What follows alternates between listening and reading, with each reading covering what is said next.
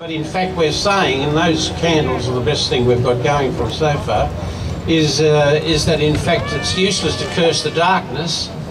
You have to light a candle, isn't it? Which is what we're all doing. Individually would be good enough, but collectively would be unbeatable. And that's what we're trying to do around Australia. So we've got the light, but it's not just self-indulgence. It's so that others can see their way out of the dark. And by some of the others, I presume we mean those who are in fact in charge of making policies for the Australian people, for the Australian people. Tonight we're forming a very unique assembly, and we've in fact created a sacred shrine here tonight where Reza's body may in fact be safely lain amongst us. So we've come here on a pilgrimage to keep the flame of love alive within our hearts. We've read his name, and we're going to keep reading his name because it's all over the place, and I think later you've got pictures, haven't you? Give me a picture. See? That's a sacred picture. That's an icon. Isn't it? I think it is. And that's not only on a piece of paper, but that's going to be embedded in our hearts. And that's the safest place for him to be. Thank you, comrade. A woman wrote to me and said, hey, listen, why don't you talk about the amnesty for Easter? Why doesn't the Australian government give an amnesty to all the asylum seekers? Yeah. That'd be a nice Easter present, wouldn't it? And let us all start again, so to speak, with a clean slate. So thank you, and may Reza rest in peace because he rests with us.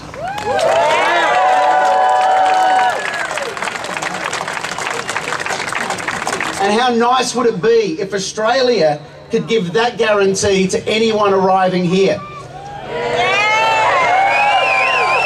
To be able to say, as soon as you cross into Australian waters, we will welcome you into this country, we'll put our arm around you, and we'll treat you like a family member, like the way you deserve to be treated. That's a country we all want to live in. That's an Australia we could all be very proud of. Instead of the Australia that deprives people of their human rights, that offers no care, that detains them in horrific conditions in places like Manus Island. Closing Manus Island, ladies and gentlemen, is the right thing to do.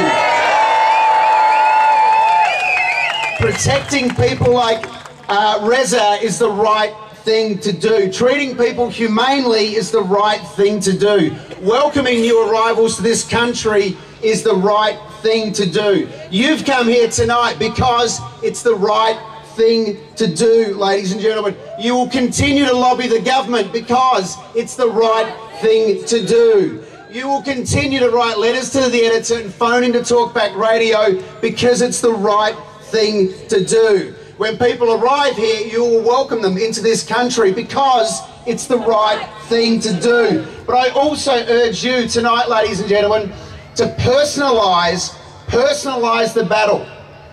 When you come across friends, family members, work colleagues, and even strangers who believe in our current policies, make it your mission to put an end to their ignorance. Convince them that there is a better way.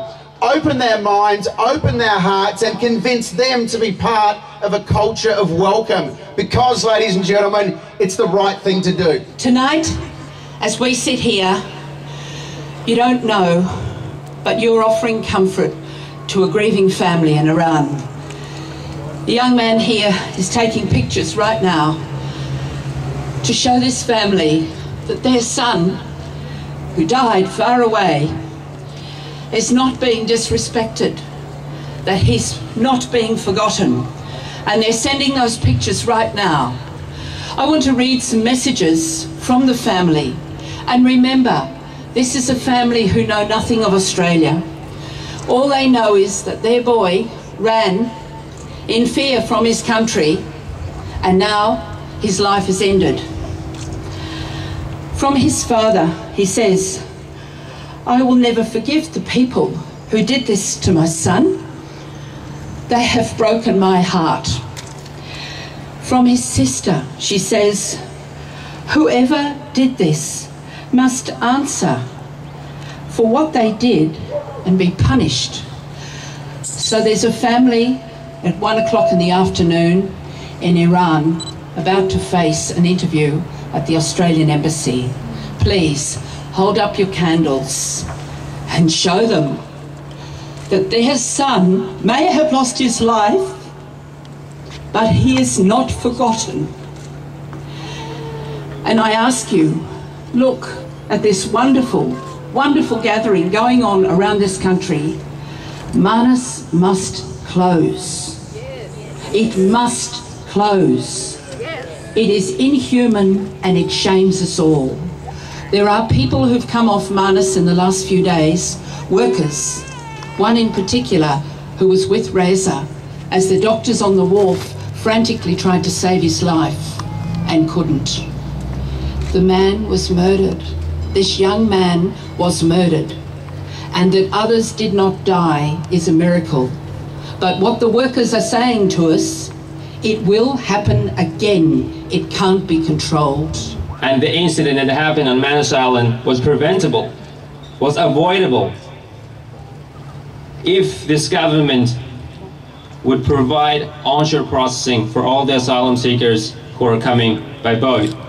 Almost everyone knows that locking people up and detaining people and putting offshore processing is inhumane, incorrect, and most importantly, it's un-Australian. What are they going to get by locking up children? 8 years of age, 5 years of age? What do they know about politics? Nothing at all. All they want is a toy to play with. Yet deprive them of their childhood rights. Doesn't make any sense. So Australia, it is time to stand up. It is time to get up, raise your voice, and be the change for a good cause. A change that can bring a smile on thousands of faces, on children's faces. A change that will salute to humanity. And a change that generations after us will look into and praise it. A change that other nations will look into and make example of.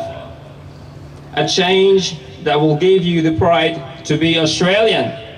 When you see the banner up on St Paul's, let's fully welcome refugees, every time I see it, my heart leaps. But the clergy tell me that they get calls almost every day of abuse and anger and threats. We know many Australian citizens' hearts are fearful. Their hearts are defensive. That's why this is a contest. It's a contest about our hearts and our sense of what it means to be Australian. The really sad thing for all of those on Manus in that desolate and damp and humid and hot place is that processing, we understand, still hasn't begun. The hopelessness of days passing into weeks, passing into months, sends people mad. The anxiety, the fear causes them to protest. I would, if that was me.